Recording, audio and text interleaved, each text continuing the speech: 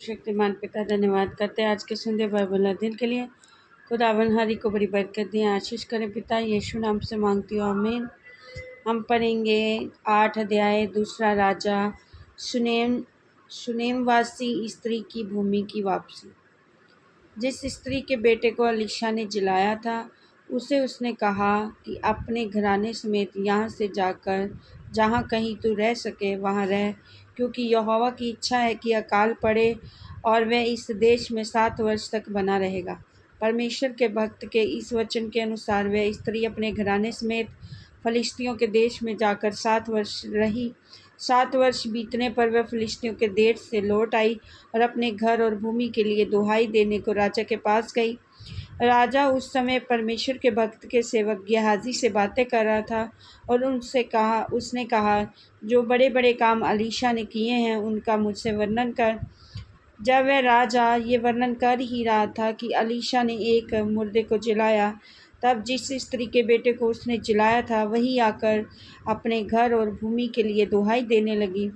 तब गेहाजी ने कहा, हे मेरे प्रभु, हे राजा, ये वही स्त्री है, यही उसका बेटा है जिसे अलीशा ने जिलाया था। जब राजा ने स्त्री से पूछा तब उसने उससे सब कह दिया। तब राजा ने एक हाकिम को ये कहकर उसके साथ कहकर विदा कर दिया कि जो कुछ इसका था, वरन जब से इसने देश को छोड़ दिया था तब से इसके खेत की जितनी आमदनी अब तक हुई हो, सब इसे फेर दे। अलीशा और आराम का राजा। अलीशा दमिश्क को गया और जब आराम के राजा बेनहदद को जो रोगी हो गया था समाचार मिला, परमेश्वर का भक्त यहाँ भी आया है, तब उसने इज़राइल से कहा, भेंट लेकर परमेश्वर के भक्त से मिलने को जा और उसके द्वारा यहोवा से ये पूछ, क्या बेनहदद जो रोगी है वह बचेगा कि नहीं। जब हजाएल भेंट लेके दमिश्क की सब उत्तम उत्तम वस्तुओं से 40 ऊँट लदवा कर उससे मिलने को चला और उसके सम्मुख खड़ा हो कर कहने लगा, तेरे पुत्र आराम के राजा बेनहदद ने तुझसे ये कहने को भेजा है, क्या मैं रोगी हूँ तो बचूंगा कि नहीं। अलीशा ने उससे कहा, जाकर कह, तू निश्चय बच सकता, तो भी यहोवा ने मुझ पर प्रकट किया कि वह निसंदेह मर जाएगा। और वह उसकी ओर टकटकी बांध कर देखता रहा, यहाँ तक कि वह लज्जित हुआ और परमेश्वर का भक्त रोने लगा। तब हजाएल ने पूछा, मेरा प्रभु क्यों रोता है। उसने उत्तर दिया, इसलिए कि मुझे मालूम है कि तू इस्राएलियों पर क्या क्या उपद्रव करेगा। उनके गढ़ वाले नगरों को तू फूंक देगा और उनके जवानों को तू तलवार से घात करेगा और उनके बाल बच्चों को तू पटक देगा और उनकी गर्भवती स्त्रियों को तू चीर डालेगा। हजाएल ने कहा, तेरा दास जो कुत्ते सरीखा है, वे क्या है कि ऐसा बड़ा काम करे। अलीशा ने कहा, यहोवा ने मुझ पर प्रकट किया है कि तू अराम का राजा हो जाएगा। तब वह अलीशा से विदा होकर अपने स्वामी के पास गया और उसने उससे पूछा, अलीशा ने तुझसे क्या कहा। उसने उत्तर दिया, उसने मुझसे कहा, बेनहदद निसंदेह बचेगा। दूसरे दिन अपनी रजाई को लेकर जल से भिगो दिया।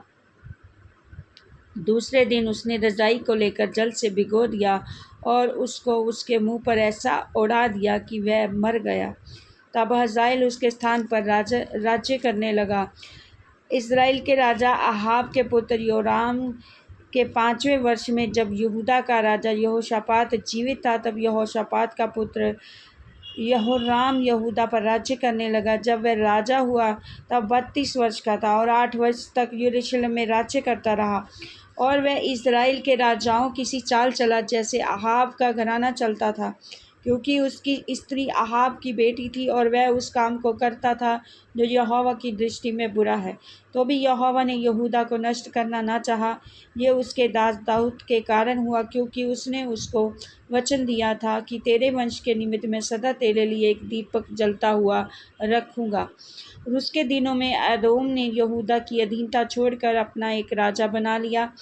तब योराम अपने सब रथ साथ लिए हुए सईर को गया और रात को उठकर उन एदोमियों को जो उसे घेरे हुए थे और रथों के प्रधानों को भी मारा। लोग अपने अपने डेरे को भाग गए।